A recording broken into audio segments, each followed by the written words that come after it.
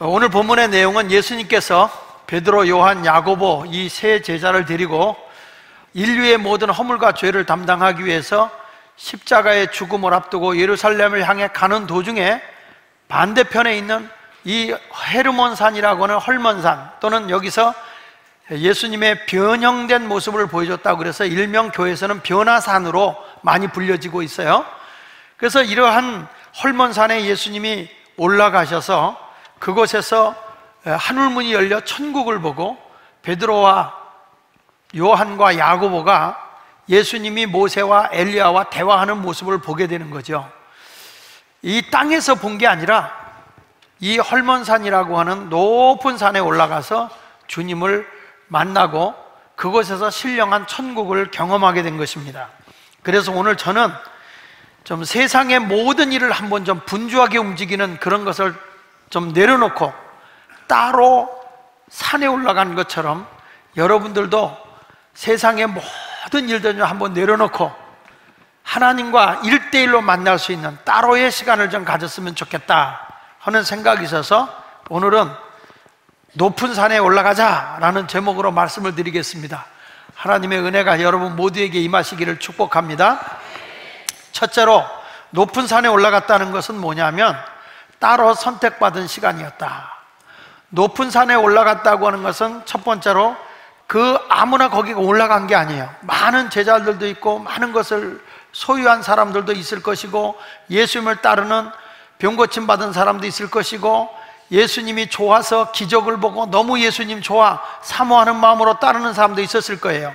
그런데 그때 우리 주님은 베드로, 요한, 야고보 세 사람만 따로 선별해서 너하고 나하고 한번 따로의 시간을 한번 가져보자.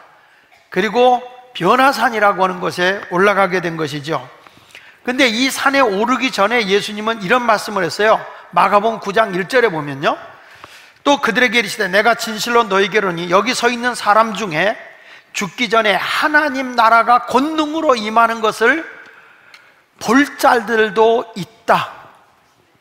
하나님 나라의 권능, 하나님 나라의 엄청난 능력을 볼 자도 있다. 근데 그것이 언제 후에 일어났느냐? 2절에 보니까 예수님이 이 말씀을 하시고 엿새 후에, 이 말씀을 하시고 엿새 후에 예수께서 베드로와 요한, 야고보를 데리고 여기 보면 따로 높은 산에 올라가셨더니라고 말씀하고 있어요. 그러니까 예수님이 따로 이 세 제자를 데리고 높은 산에 올라간 것은 무엇을 이루기 위해서 올라가셨냐면 하나님의 나라의 권능을 보게 하기 위해서라는 거예요. 하나님 나라의 권능, 저들이 그곳에 가서 기도하면서 영안이 열려서 이 땅에 살아가는, 다시 말하면 낮은 곳의 삶을 살아가고 있는 사람들에게 이제 낮은 곳만 보지 말고 저 하늘에 속한 삶을 살기를 원하면서 너희들 높은 곳에 한번 올라가서 하늘의 능력을 입어봐라. 그리고 데리고 간 거죠. 바로 예수님이 죽음을 앞에 두고 또 예수님이 십자가 위에서 우리를 위해서 죽고 난 뒤에는 사랑하는 제자들이 예수 그리스도를 전할 때에 많은 환난과 핍박과 조롱과 죽음이 자기들을 찾아오게 될 텐데 그때 낙심하고 좌절하고 원망하고 불평할 것 같은 연약한 이들에게 땅에 살아가는 낮은 곳의 삶을 살아가는 사람들과 같지 말고 너희는 하늘에 속해 있는 능력을 힘입고 어떤 환경도 초월할 수 있는 삶, 환경을 뛰어넘을 수 있는 삶, 그것의 능력을 너희가 힘입기를 원한다. 그렇게 말씀을 하기 위해서 예수님이 따로 산의 높은 곳에 올라간 것이죠. 대부분의 사람들은 이 낮은 삶을 살기 때문에 힘들고 어려우면 절망합니다. 낙심합니다. 원망합니다. 불평합니다. 그런데 하늘에 속한 삶을 살아가는 사람들은 환경의 악조건 속에서도 감사할 줄 압니다. 포기하지 않습니다. 새로운 비전을 가지고 살아가게 됩니다. 그런데 대부분의 사람들은 다 낙심하고 땅의 것 보면 소망이 안 보여. 아, 나는 내 힘으로 헤어날 길이 없네. 나는 이것을 헤쳐나갈 길이 없네. 절망하게 돼. 이사야 선지자가 이스라엘 백성들을 하나님이 보니까 너무 원망과 불평 속에 힘들게 살아가니까 원망하고 불평하고 낙심하고 살아가는 거예요. 하나님의 말씀을 대언하는 이사야 선지자에게 하나님이 하루는 이사야를 부르면서 이사야야, 저 백성들에게 외쳐라, 외치거라. 이사야 선지자가 느닷없이 외치라고 하니까 무엇을 외칠까요? 무엇이라 외칠까요? 인생은 풀이다, 인생은 꽃이다. 들의 풀과 같고 들의 꽃과 같은 것이기 때문에 잠깐 피었다 시들어버리는 것이 인생이야. 땅의 것만 바라보고 살아가는 사람은 바로 이와 같이 풀과 꽃과 같은 존재다. 그렇게 외쳐라. 성경 말씀 이사야 40장 6절로 7절에 하시는 말씀이죠. 말하는 자의 소리요. 그러니까 이 하나님의 말씀을 대언하고 전하는 이사야에게 지금 하신 말씀이야. 이르되 외치라. 대답하되 내가 무엇이라고 외칠까요? 무엇이라고 소리 지를까요? 이르되, 다 같이 읽어봅시다. 시작. 모든 육체는 풀이요 그의 모든 아름다움은 들의 꽃과 같으니 풀은 마르고 꽃은 시듬은 여호와의 기운이 그 위에 붐이라. 이 백성은 실로 풀이로다. 인생을 한번 봐라. 그 화려한 곳에, 백화점에, 그리고 지하철에, 무슨 어떤 쇼가 있는 곳에 가보면 사람들이 그렇게 많이 몰려들어도 하나님이 보실 때는 저들이 뭐냐? 땅에 속해 살아가는 사람들은 풀과 같이, 풀과 같다. 바로 저 초원의 풀과 같은 거야. 그리고 그 풀 속에 잠깐 피어난 꽃과 같아. 아, 이 꽃 예쁘다. 그래 분들 어떤 것이 되느냐? 잠깐 있다가 그것은 시들어버리고 만다. 여러분 한번 머릿속에 연상을 해보십시오. 풀이 쫙 펴서 그 풀이 막 바람에 휘둘리고 있어요. 그 가운데 꽃이 펴 있어요. 아, 예쁘다. 우리 화단에도 꽃이 그렇게 화사하게 난도 피고 그러더니 벌써 시들었던데요? 졌어요. 인생이 그와 같은 것이다. 세상의 화려함인, 더군다나 지금은 낫을 든 자가 이 낫을 들고, 날카로운 낫을 들고 풀을 베고 있다. 풀을 쌓는데 보니까 거기에 화려하다고 하는 꽃도 다 놓여 있다. 그것이 뭐냐면 인생이라는 것이 그렇게 피어난 것 같고 풀 같고 꽃과 같이 아름다워도 죽음이라는 것에 베어지고 마는 것이다. 인생은 죽음이라는 것이 왔을 때는 다 절망할 수밖에 없는 거예요, 여러분. 사람이 그렇게 부족함이 없이 권세 있게 살아가는 것 같아도 병원의 중환자실에 가보면 암으로 인간의 의술로 헤어날 수 없이 죽음을 기다리는 사람이 한두 명이 아니야. 병실이 없어서 들어갈 수 없을 정도로 절망 중에 살아가는 사람이 너무 많아요. 인간이 아무리 세상의 모든 걸 움켜쥐고 가져보려고 해도 인간의 한계, 땅 안에 살아가는 사람들은 한계에 부딪히는 거예요. 그래서 우리 주님은 너희들에게 시련과 어려움이 올 때 땅의 것을 바라보는 자가 되지 말고 하늘의 것을 바라봐야 된다. 그러니 나와 함께 저 높은 산에 올라가 보자. 따로 높은 곳에 올라가서 천국을 보자는 것입니다. 하나님의 능력, 하나님 나라의 권능을 경험해 보라는 것입니다. 하나님의 나라의 권능을 경험한 사람은 실망하지 않아요. 좌절하지 않아요. 낙심하지 않아요. 그 연약함 속에서 하나님의 능력을 끌어오기 위해서 애써요. 여러분, 우리에게 소중한 것이 뭐냐? 높은 곳에 올라간 건 등산 간 게 아니에요. 오늘 또 높은 산에 올라가자 그러니까 히말라야 산에 가려고 하지 마세요. 우리 하나님과 만날 수 있는 따로 영적인 깊은 관계의 자리에 가야 된다는 거예요.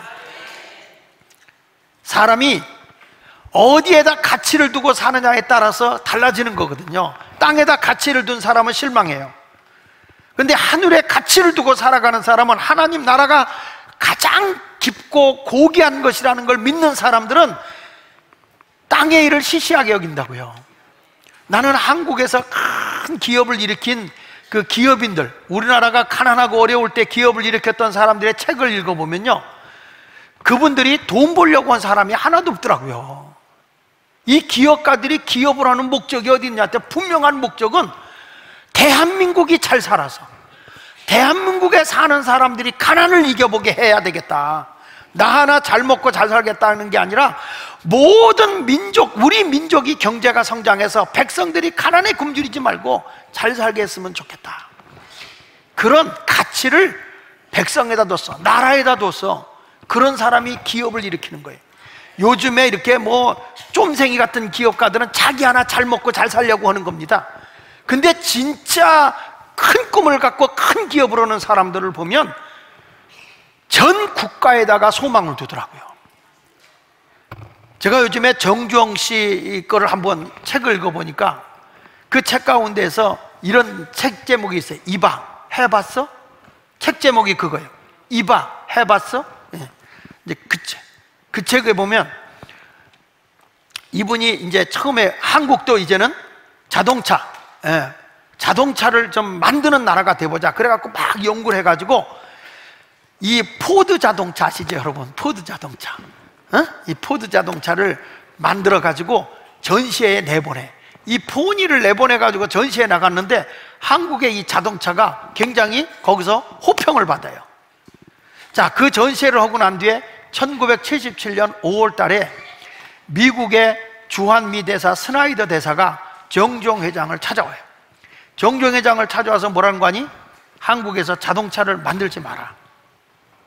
너희가 자동차를 만들면 솔직한 얘기지 이 자동차가 성공할 수 없다. 적어도 자동차를 만들려면 자동차를 한 번에 만들어낼 수 있는 라인이 적어도 50만 대는 만들어내야 되고 그 50만 대를 만들어냈을 때 최소한 손익분기점이 되려면 자동차가 30만 대는 팔려야 손익분기점이 오는 것인데 너희 나라는 GNP가 아직도 몇천 불밖에 안 되는데 자동차를 살 수 있는 것도 아니고 도로가 되어 있는 것도 아니고 그러니까 너희 나라는 자동차를 만들면 다 망해. 빚만 지니까 하지 마. 차라리 너희가 자동차 지금 만들어 놓은 걸 가지고 조립 생산할 수 있도록 내가 포드나 GM이나 크라이슬러나 이런 데서 조립 생산할 수 있도록 도와줄 테니까 그렇게 해라. 그리고 중동에 너희 현대건설이 있으니까 현대건설이 일할 수 있는 자리를 만들도록 중동에 일자리를 만드는 그런 자리를 해줄게. 그러니까 자동차를 만들지 말라. 그러면서 위협을 가하는 거예요. 근데 이때 한참 웃고 있던 이제 듣고 있던 정주영 회장이 다 듣고 나서 정말 우리 회사를 생각해주고 우리 회사가 망할까봐 걱정해준 거에 대해서 고맙게 생각한다. 그러나 나는 자동차 만드는 걸 포기하지 않겠다. 왜 내가 자동차를 만들어야만 하는지에 대한 내 얘기를 좀 들어보라. 그것은 나는 우리나라를 인체로 비유하면 우리나라 각 흩어져 있는 것이 혈관과 같다. 자동차는 그 혈관에 흐르고 있는 피와 같은 것이다. 우리가 자동차를 만들면 지금은 안 될 수 있을지 모른다. 근데 우리가 자동차를 만들어서 우리나라에 자동차를 보급하게 되면 어떤 일이 벌어지냐면 지역마다 구석구석마다 도로가 뚫리게 된다.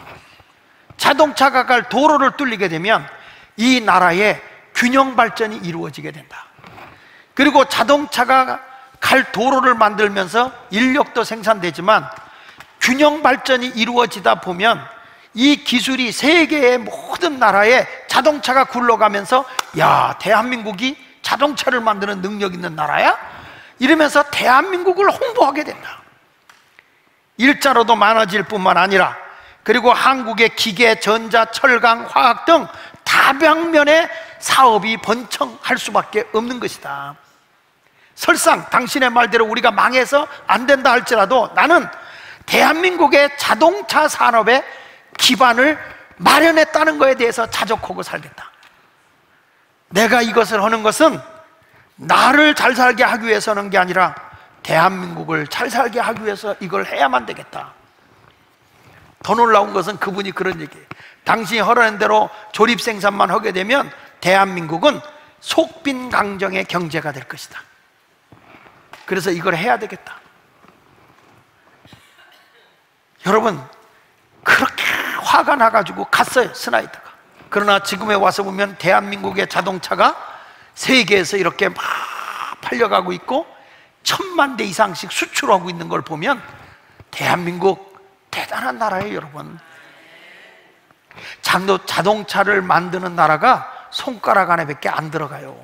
아무데나 다 만드는 거 아니에요. 대한민국은 왜 이렇게 됐느냐? 그 이유는 바로 이 기업을 일으키는 사람이 자기 이익을 위해서가 아니라 대한민국이라는 곳에다가 가치를 뒀단 말이에요. 높은 곳에 가치를 뒀다는 거예요. 나 하나만을 위해서 살아가는 게 아니라고요. 대부분의 우리들이 가지고 있는 꿈을 보면 나 하나 잘 먹고 잘 입고 잘 살려고 한다는 거예요. 높은 곳에다가 비전을 두고 산 사람은 절대 망하지 않아요. 우리의 가치가 달라져야 할 줄로 믿습니다. 정주영 씨가 조선소를 건설하면서 현대조선소가 처음에 시작할 때 막막하잖아요. 그냥 모래사장에 아무것도 없는 그런 곳에. 자, 그런데 은행에서 융자를 받아 이걸 하고 차관을 들여오려고 하니까 차관을 주는 은행들마다 뭐란 거 아니? 배를 만들겠다는 그런 다른 나라가 발주를 시킨 게 있어야 차관이 들어온단 말이에요. 그러니까 이 사람이 어떻게 할 수가 없어요. 그래서 정주영 회장이 그리스의 그 리바노스라는 선주를 찾아가. 이분은 누구냐면 선방왕으로 불려지는 오나시스의 처남이에요. 근데 이 사람을 찾아가서 우리 대한민국 500원짜리를 내놓으면서 대한민국은 태초부터 배를 잘 만든다. 그러면서 500원짜리 거북선을 보여주면서 우리나라는 이런 배를 벌써 이 배들이 만들기 전에 해적을 물리치는 이런 배를 만든 나라다. 그러니까 우리한테 발주를 줘도 걱정하지만 못한다. 그래서 설계도 들고 사진 몇 장 들고 가서 여기다가 질 거다, 여기다 조선소를 할 거다, 여기다 요렇게 질 거다. 그러니 배 2척을 발주해달라. 배 2척을 발주해달라. 그래가지고 2척을 발주해요. 그러니까 여러분, 이 리바누스라고 하는 사람도 이 정주영 회장같이 좀 미쳤는 사람 같아요. 근데 이 사람은 꿈꾸기 속에 있는 거예요. 그게 뭐냐면 딱 밑에 있는 사람이 치밀한 다 계획을 세워가지고 협상을 해가지고 사인하게 되는 날 정주영 회장하고 리바노스하고 만나는 거예요. 만나는데 리바노스가 제안을 합니다. 다른 그 선진국의 이 조선소에서 1년에 만들 거라고 한다면 너희는 9개월 만에 만들어라. 3개월을 단축해서 배를 만들어내라는 거예요. 이것은 무엇을 위해서 한 거냐면 이 사람이 배를 제 날짜에 못 만들어내면 지연 연장 배상금이 있어요. 지연 배상금이 있기 때문에 그거를 해서 배값을 가져가려고 한 거예요. 근데 그러니까 옆에 있던 그 모든 스텝진들이 정주영 회장이 안 했으면 좋겠다는 생각을 하는 거죠. 이건 안 된다. 그 날짜에 만들 수가 없다. 우린 기술 노하우도 없고 그 정도 되지 않아요. 안 된다. 그래야 되는데 정주영 회장이 저 모습으로, 웃는 모습으로, 영어를 정주영 씨가 잘하잖아요. 오케이, 오케이 해주겠다. 3개월 단축해주겠다. 그리고 이제 사인하고 나갔어요. 그때 밑에 있던 그 치밀하게 계획을 세웠던 사람들이 이 대형 유조선을 다른 선진국보다 3개월을 땡겨서 한다는 거는 도저히 이거는 할 수가 없습니다. 납품기 이래 지금도 이게 제 날짜에 해도 빡빡한데 언제 이 도크를 만들고 언제 이걸 합니까? 안 됩니다. 불가능합니다. 라고 막 얘기를 할 때 그때 정주영 회장이 눈을 부라리면서 이봐! 해봤어? 안 해보고 안 된다고 그래? 이봐! 해봤어? 한번 여러분들이 해봐요. 이봐!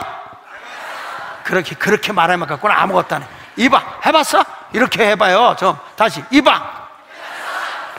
그게 책이요. 이름이. 예.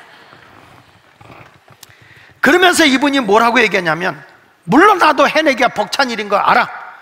그러나 힘들다는 것은 그만큼 가치가 있는 거야. 힘든 일을 해내야지. 선진 기업에서 1년에 하는 걸 우리도 똑같이 1년에 하면 언제 그들을 따라잡냐? 그들보다 앞서가야지. 인원이 모자라면 인원 더 쓰면 되는 거고, 물자가 모자라면 물자를 더 쓰면 되고, 시간이 모자라면 시간을 밤새서 하면 되는 거야. 주야로 일해서 하면 되는 거야. 아, 도구도 없네. 도 태웠으면 지상에서 할 수 있는 일부터 해. 일하면 되는 거야. 여러분, 그것이 결국에는 26만 통 대형 선박 2채를 제 날짜에 해대요. 세계가 놀란 거예요. 지금 여러분 바다에 떠다니는 선박 중에 세 척 중에 한 척이 대한민국에서 만든 배라는 걸 아시는지 모르겠어? 이게 대단한 거예요. 한국의 지금 노하우, 엔진의 기술력, 세계가 따라오기 힘들어요. 그러니까 뭐 우리가 여기서 못 준다 그러지만, 못 준다고 해도 결국에는 현대조선으로, 이 한국의 조선업으로 이게 배를 만들어 달라고 올 수밖에 없는 거예요. 이게 무슨 얘기냐면, 사람이라는 것은 낮은 데다 가치를 두면 맨날 빌빌대고 살아요. 분명히 이 사람은 자기의 부를 위해서 이런 모험을 한 게 아니에요. 이거 안 해도 정주영 회장은 얼마든지 부자고 큰 소리치고 땅땅대고 살 수 있는 사람이야. 왜 이걸 해야만 되느냐? 대한민국을 생각했다는 거예요. 나라의 미래를 생각했다는 거예요. 나라를 바라볼 때 해야 됐다는 거예요. 우리도 여러분 왜 열심히 하나님 나라를 위해서 일해야 되고 살아야 되느냐? 하나님의 능력을 힘입기 위해서 우리는 그 일을 해야 돼요. 그래서 기도하다 보면 하나님의 임재가 오게 되고 하나님의 영광이 나타나게 되고 하나님의 능력을 힘입게 되는 겁니다. 두 번째로, 높은 산에 올라가게 되면 변화의 능력이 나타난다는 거예요. 따라서 변화의 능력이 나타난다.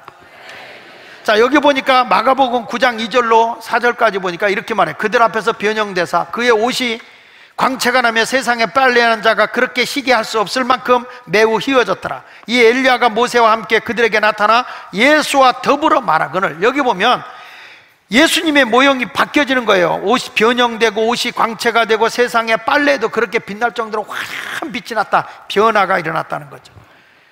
변화의 능력이 일어나는 거죠. 여러분, 우리가 영적인 경험을 하잖아. 변화산에 올라가서 이들이 영적인 경험을 했을 때 세상이 전혀 부럽지가 않아. 그러니까 여기다가 아예 천막셋을 치고 이곳에서 우리 살자고 할 정도로 그 세계가 너무 좋은 거예요. 하나님의 능력이 딱 내게 오면요, 우리의 삶의 변화가 바꿔져요. 어떻게 바뀌냐? 활동의 영역이 바꿔져. 만나는 사람의 관계가 달라지고 여러분들의 물질, 경제의 능력도 바뀌어버려요. 똑같은 삶을 밑에서 땅에서 사는 사람 맨날 그렇게 살아요. 그렇게 살아. 마치 두더지가 상수리나무, 도토리나무에 도토리가 떨어진 걸 주워 먹고 나더니 이야, 도토리 맛있다. 그런데 땅에서 주워 먹으니까 도토리가 땅에서 나는 줄 알고 열심히 파다가 상수리나무가 쓰러져서 깔려서 죽었대잖아. 위에서 도토리가 떨어지는 줄을 모른다는 거예요. 여러분, 저도 똑같은 목사지만 성령의 능력을 힘입고 나니까 세계를 돌아다니며 복음을 전하게 하고 각 교회를 다니며 복음을 전하게 하는데, 저는 만나는 사람이 달라. 일하는 활동 영역이 넓어. 하나님의 영역을 받으면 여러분의 인생 자체도 바뀌어지게 되는 거예요. 성경의 사건은 변화의 사건이에요. 이스라엘 백성이 편안하다 싶었는데 바로왕이 등장하면서 막 힘들게 했거든. 그러니까 하나님께서 모세라는 지도자를 세워서 이스라엘 백성을 어디로 인도하냐면 적과 꿀이는 가나안 땅으로 바꿔줘요. 지금의 고난의 자리 아니라, 지금 너의 노예 생활하고 종 생활하는 게 아니라 너의 땅, 행복한 땅, 적과 꿀이 흐르는 땅, 부족함이 없는 땅, 변화된 세계로 인도하는 거예요. 우리가 부족하다 하지 말고 하늘의 능력을 힘으면 새로운 영역이 열리는 거예요. 새로운 변화의 길이 열리는 거예요. 어떤 분은요, 이상해요. 점점 일이 잘 돼요. 점점 확장돼요. 근데 기억하십시오. 옛날처럼 땅의 것에 취해서 살아버리면 당신의 인생은 점점 망가져. 근데 그것이 잘 되고 영역이 넓어지면 자꾸 차원 높은 하늘의 꿈을 둬야 돼. 다시 말하면 모든 사람에게 유익을 주고, 이런 다른 사람처럼 정주영 씨처럼 나라를 생각하듯이 우리가 하늘에 속아 살아간 사람은 세상을 바꾸는 사람이 돼야 돼요. 영향력을 주는 사람이 돼야 돼요. 지금 예수님께서는 환난과 시련과 죽음이 제자들에게 올 걸 생각하면서 너희들 땅의 것에 속해 살지 말고 하늘의 것에 속해 살아라. 하늘의 음성만 듣고 살아라. 땅의 음성을 듣지 말아라. 그 말씀을 하는 거거든요. 7절에 보니까 마침 구름이 와서 그들을 덮으며 구름 속에서 소리가 나되 이는 내 사랑하는 아들이니 너희는 그의 말을 들으라 그랬어요. 여러분, 주님의 음성을 듣기 위해서 따로의 시간을 갖기를 바랍니다. 그곳에 가서 본 게 모세를 봤잖아요. 모세는 율법을 준 자예요. 근데 그 누굴 증거하는 거냐? 예수 그리스도를 증거하는 거잖아요. 요한복음 1장 17절에 보면 율법은 모세로 말미암아 온 거라고요. 근데 모세도 예수를 증거하는 거예요. 그리고 선지자 엘리야를 봤는데 엘리야도 앞으로 오실 예수를 증거한 거예요. 그러니까 이들이 계속 입에서 증거하는 게 뭐냐면 예수를 전하는 거죠. 다른 거 증거하는 거 아니에요. 마가복음 9장 7절에 결론이 뭐냐면 구름 속에 소리가 나되 이는 내 사랑하는 아들이니 너희는 그의 말만 들으라는 거예요. 기독교가 많은 체험을 가지고 있지만 체험만 붙잡고 있으면 안 되고 이걸 통해서 해야 되는 게 뭐냐면 예수를 전해야 되는 겁니다. 예수 그리스도를 전하는 자가 돼야 돼. 우리가 가슴 쳐야 되는 거는 지금 날마다 예수 믿고 구원받는 수가 늘어야 돼요. 불신앙자들이 주님의 품 안에 나 예수 믿어요 이 소리가 늘어야 돼. 그리고 자꾸 교회가 줄어드는 게 아니라 교회 수가 늘어나야 되는데 지금 한국 교회는 교인 수가 줄고 있고 교회가 늘지를 않고 있어요. 이건 뭐냐면 구원의 수가 없어지고 있다는 거잖아요. 교회가 죽어가고 있는 거예요. 온 땅은 점점 죄악이 극심해지고 있어요. TV만 틀면 사건, 사고 소식이 아주 잔인할 정도로 들리고 있잖아요. 이것은 뭐냐면 교회가 하늘에 속한 삶을 살아가도록 일깨워줘야 되는데 세속화가 되어버리고 만다는 거예요. 하늘에 가치를 두지 못해. 그러니까 예수님께서 지금 제자들을 두고 너희들을 통해서 세상을 깨워야 되겠다. 그러니 너희들 땅의 사람이 속한 사람과 똑같이 살지 말고 하늘의 능력을 힘입고 살아라. 그래서 하늘로 데리고 올라가네. 저기 높은 산으로 올라간 거예요. 여러분, 세상은 점점 죄악으로 극심해져 가고 예수 안 믿고 타락하고 부패되는 사람은 점점 많아지고 우리 젊은이들이 꿈이 없고 낙심하고 살아가는 현실 앞에서 그대로 멈춰 있을 겁니까? 팔짱만 끼고 있을 겁니까? 교회가?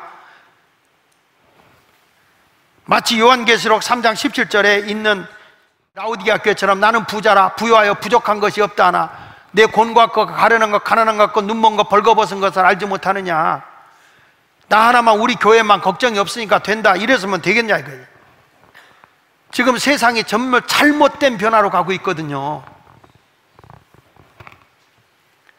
이런 침체된 모습을 보면서 자꾸 세상 사람과 똑같이 가요. 목사님들도 훌륭한 목사님들 목회를 잘해서 영혼들을 위해서 구원하는데 나중에 가서 교회가 어느 정도 커지면요 이상하게 권력을 잡는 대로 가요. 뭐 감독을 한다 뭐 한다 이런 데로 빠져버려요.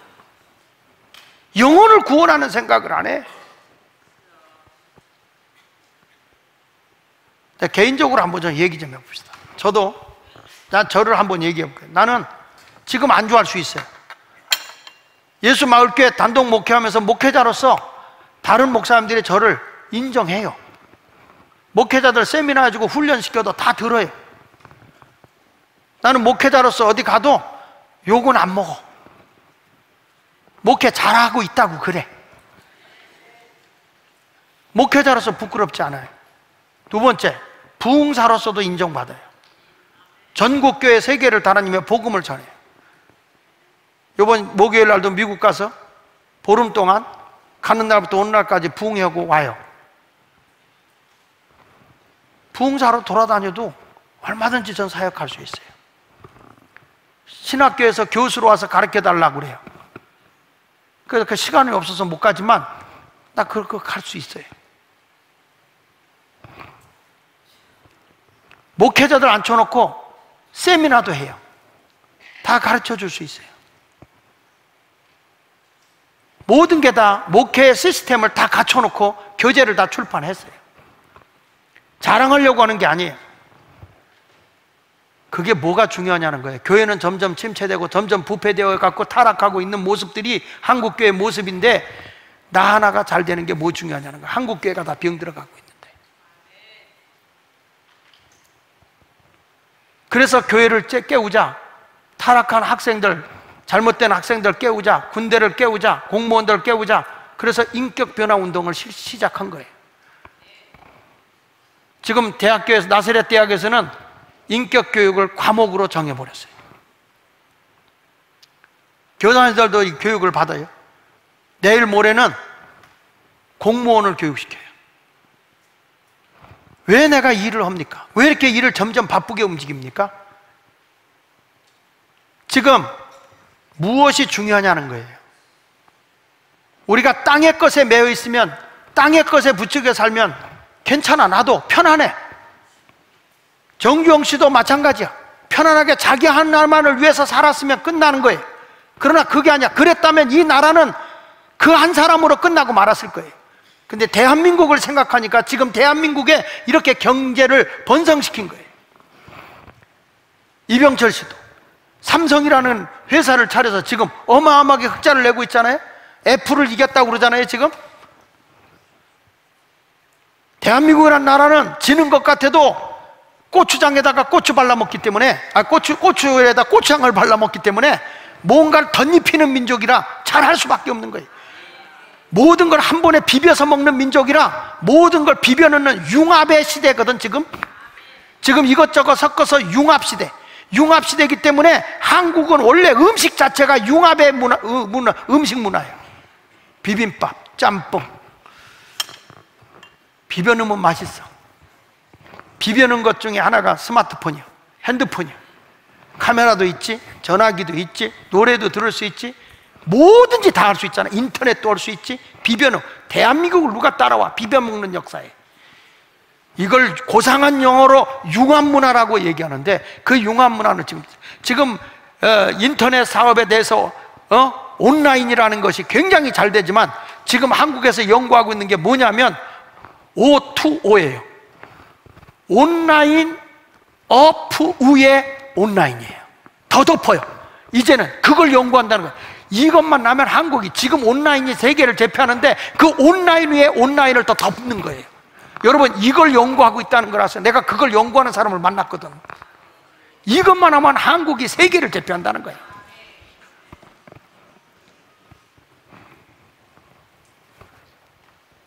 나는 결론 내겠습니다. 하늘에서 소리나는 음성을 들으십시오. 언제까지 땅에서 빌빌대고 살아갈 것입니까? 나 하나만을 위해서 살려고 하니까 그렇게 절망하고 실망하고 낙심하고 불평하고 사는 거예요. 나 하나만을 위해서라면 이렇게 고생 안 한다! 이렇게 한번 소리 질러봐요. 누가 뭐라서 그거 돼보지도 않고 그거 안 되는 일인데, 그 힘든 일인데 왜 해요? 그러면 이렇게 하세요. 이봐! 그렇지. 다시 한번 이봐! 거기서부터 창조적인 역사가 일어나는 거예요. 이미 해본 거는 끝난 거야. 진 거야. 여러분, 인도로 걸어가는 건 가난의 길을 걸어가는 거예요. 정상적인 찾길로 가는 거는요, 그냥 평범한 삶을 살아가는 거예요. 내가 부의 삶을 살고 싶다 그러면 추월선을 달려야 되는 거야. 추월섬을 살아야 남을 앞서가는 거예요. 오늘 말씀을 붙잡고 여러분 모두로 이번 여름 산상성엔 전 기대가 많아요. 우리 전교인이 가세요. 저도 내가 기대를 하는데 우리 하나님은 기대 얼마나 많이 하겠어요. 이번에는 하늘의 능력을 힘입어서 차원 높은 삶으로 여러분의 경제가 변화되고 인간관계가 변화되고 활동 영역이 변화되는 큰 차원 높은 삶을 살아가시기를 예수 이름으로 축원합니다. 우리 다 같이 찬양을 부르면서 내는 주의 영광을 보내, 우리 한번 이 찬송을 부르면서 마치 높은 하늘에서 저 천국을 바라보는 것처럼, 또 비전을 가지고 대한민국을 바라본 그런 기업인들처럼 나도 큰 꿈을 갖게 하여 주옵소서, 큰 영광을 보게 하여 주옵소서. 우리 다 같이 이 찬양을 불러보겠습니다. 내는 주의 영광을 보내, 우리 가운데 계신 주님, 그 빛난 영광 고난을 넘어 그 찬송 땅 가득해. 내는 주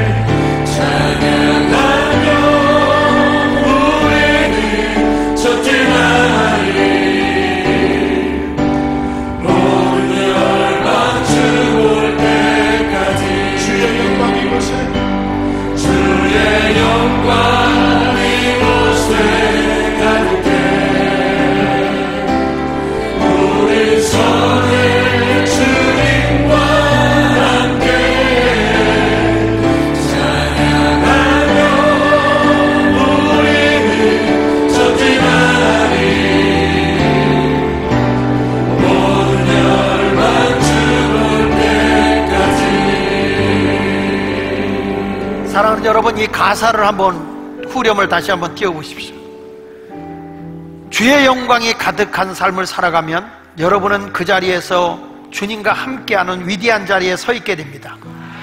여러분의 인생의 자리는 열방, 모든 나라를 위해서 세계를 향해서 전진할 수 있는 사람이 되는 것입니다. 눈을 감으십시오. 나는 여러분들에게 이제 땅에 속한 낮은 삶 얼마든지 먹고 살 수 있어요. 그러나 우리의 삶의 영역은 시시하게 땅에 살아가는 자들이 아니라 하늘의 능력을 힘입고 살아가는 자가 되어야 합니다. 하나님께 목적과 비전을 두십시오. 높은 곳에 올라가서 하늘의 능력을 힘입으십시오. 위대한 이 나라의 기업인들은 처음에 개척할 때 아무것도 없는 무에서 창조해 나갈 때를 보면 백성을 살려야 되겠다, 나라를 가난해서 몰아내야 되겠다, 많은 사람에게 일자리를 줘야 되겠다, 그런 창의적인 걸 가지고 도전했기에 이 나라를 이렇게 이끌어낸 것입니다. 불과 40년밖에 안 된 이 나라예요. 많은 젊은이들은 우연히 이렇게 된 줄 알겠지만은 차원 높은 비전과 능력을 가진 자를 통해서 이루어낸 것입니다. 여러분, 그냥 안주하고 머무르는 자가 되지 마십시오. 힘들다고 어렵다고 주저앉는 자가 되지 마십시오. 높은 산에 올라가 하늘의 능력을 힘입으십시오. 이번 여름에는 그런 기회를 갖는 도전의 달입니다. 하나님, 나에게 하늘의 능력을 입혀 주시옵소서. 우리 다 같이 이 시간 한 음성으로 기도하겠습니다. 기도합니다.